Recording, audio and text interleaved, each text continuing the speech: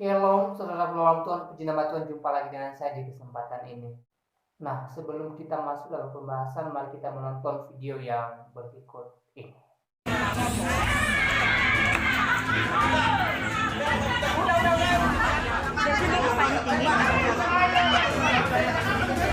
namanya lembaga, Pak. Bukan tempat ibadah pribadi ya, Pak ya. Halo sahabat Indonesia, kita bertemu kembali dalam Opini Rudi. Sahabat Indonesia, saya sedang membaca buku 3 tahun pencapaian Pak Jokowi, kinerja Presiden dalam catatan warga. Ini menarik sekali. Dan harus kita akui bahwa banyak hal yang sudah dilakukan oleh Pak Jokowi untuk Indonesia. Masalah infrastruktur, ekonomi, banyak hal. Cuma mungkin ada satu yang terlewatkan dari Pak Jokowi adalah kemampuan untuk mengendalikan kelompok-kelompok intoleransi. Ini terkait dengan penutupan gereja. Terjadi lagi dan terjadi lagi. Mungkin sudah terjadi sebulan yang lalu memang. Ini terjadi di Kelurahan Sungai Pelunggut, Kecamatan Sagulung, Kota Batam.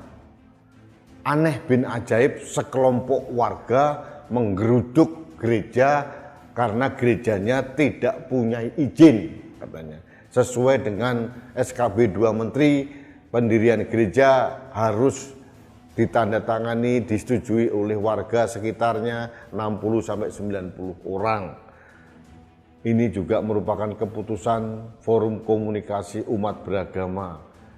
Pret, saya marah saya. Karena kenyataannya, konon menurut informasi yang saya terima dari pendeta, bahwa gereja itu sudah ada sebelum adanya warga. Di wilayah itu, di Kelurahan Sungai Pelunggut, Kecamatan Sagulung, Kota Batam itu, gereja berdiri di sekitarnya tidak ada satupun manusia atau warga yang lain. Gerejanya sudah berdiri. Kemudian waktu berjalan, ada hunian-hunian baru, banyak orang Islam di sana dipermasalahkan. Seolah-olah gereja yang sudah berdiri lama ini tidak mempunyai izin legalitas. Ini aneh kan? Logikanya kan koplak, dipaksakan. Dan yang membuat saya miris adalah ada berita acara penutupan gereja itu ditandatangani oleh perwakilan berbagai instansi termasuk Polresta, Kodim, Koramil, dari Pemda, dan juga yang paling lucu, kok ada tanda tangan dari Bais. Nggak tahu Bais itu apa ya. Seingat saya, Bais itu adalah Badan Intelijen Strategis dari TNI. Apa kaitannya dengan gereja? Kenapa dia ikut tanda tangan? Relevansinya apa? Kemudian para polisi di sana, Dandim dan Ramil dari TNI, kok malah ngikutin kehendak ormas gitu. Ormas liar, ormas yang tidak mempunyai tata krama. Ormas yang tidak Pancasilais. Karena apa? Kalau ormas Pancasilais pasti tidak terganggu dengan pendirian rumah ibadah agama apapun. Pertanyaan saya satu, dengan berdirinya gereja di situ, kalian terganggu apa sih? Setipis itukah keimanan kalian, akidah keislaman kalian, sehingga terganggu dengan adanya bangunan gereja. Apalagi bangunan gereja itu sudah ada sebelum warga penduduk sekitar itu ada di situ. Nah, saudara dalam Tuhan, itu cuplikan videonya. Kita sudah menyimak bersama apa pesan daripada video ini, di mana disampaikan bahwa salah satu gereja di daerah Batam ya ditutup oleh sekelompok orang dengan alasan tidak punya izin. Saudaraku dalam Tuhan, dari video yang barusan kita tonton tadi juga dijelaskan bahwa sebenarnya gereja ini sudah lama berdiri di situ. Bahkan sebelum ada penghuni daerah situ, Gereja sudah dibangun, saudara dalam Tuhan. Ya, setelah gereja ini dibangun, barulah ya, ada orang yang menghuni daerah situ. Saudara dalam Tuhan, berarti gereja ini sudah lama ya dan lebih dulu berdiri daripada orang-orang yang tinggal di situ. Saudara dalam Tuhan, ya inilah sikap-sikap yang sangat disayangkan yang masih sering terjadi di Indonesia. Ya, orang-orang yang intoleran senantiasa dan semena-mena melakukan hal-hal yang tidak terpuji ya terhadap gereja Tuhan. Saudara, apa yang mereka lakukan ini sungguh hal yang tidak terpuji dan tidak mulia dan sangat tidak baik sekali.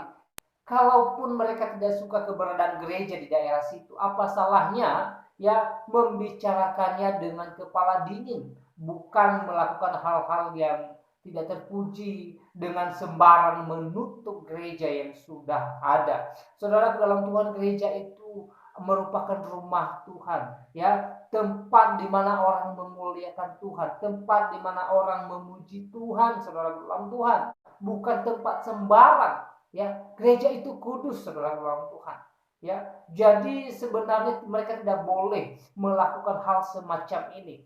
Sekali lagi, apa yang mereka lakukan ini sungguh tidak baik sekali dan sungguh tidak terpuji. Saudara, dalam hal ini, ya, mari kita berdoa bagi mereka yang jiwanya masih intoleran, supaya mereka disadarkan Tuhan, supaya mereka dijamah oleh Tuhan dan mereka sadar bahwa apa yang mereka lakukan sungguh tidak baik, sungguh tidak mulia, dan sungguh tidak terpuji sama sekali. Ya, kita percaya ketika Allah Roh Kudus Tuhan menjamah hati mereka, ya di waktunya Tuhan mereka akan menyesali perbuatannya. Dan kita berdoa juga buat para pemerintah kita, khususnya pemerintah yang ada di daerah Kota Batam saat ini, supaya lebih lagi bijaksana dalam menyikapi persoalan-persoalan ini, supaya orang-orang Kristen yang merupakan minoritas di Indonesia ini tidak selalu tersudutkan dengan sikap-sikap intoleran seperti ini. Ini harapan kita bersama dan tentunya ini doa kita bersama supaya pemerintah bisa lebih lagi bijaksana menyikapi persoalan-persoalan seperti ini. Dan pesan saya juga buat kita sebagai anak Tuhan, ya, dalam persoalan-persoalan seperti ini, ya, jangan kita gegabah, jangan kita emosi, jangan kita marah, karena itu bukan ajaran firman Tuhan.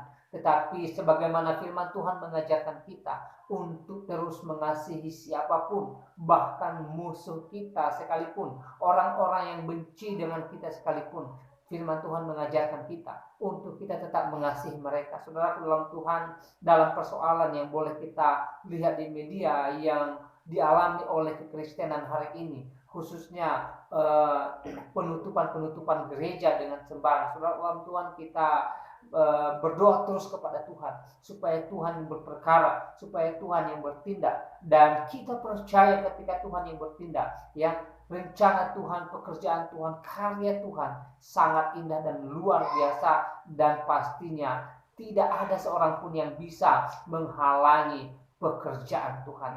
Jadi oleh persoalan-persoalan seperti ini, mari kita lebih lagi mendekatkan diri kepada Tuhan. Kita percaya Tuhan akan bertindak atas kita. Dan buat saudara-saudara yang saat ini gerejanya sedang ditutup, ya, saudara dalam Tuhan, saya bisa merasakan kesedihan saudara, ya, saya bisa merasakan hati saudara yang sedang diintimidasi. Namun saudara dalam Tuhan, saya berpesan buat saudara supaya saudara tidak kecil hati, tidak kecewa, supaya saudara tidak kecut dan tawar hati, kata firman Tuhan. Tetapi oleh persoalan yang sedang saudara alami saat ini, saya menghimbau saudara untuk lebih lagi mendekatkan diri kepada Tuhan.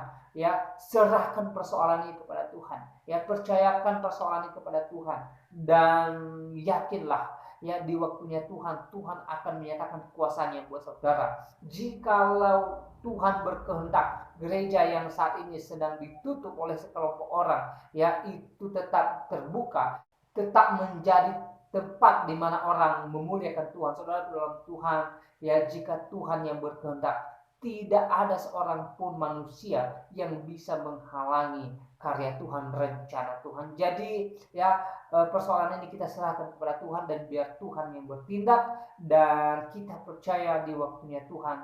Tuhan pasti menyatakan keajaibannya bagi kita semua.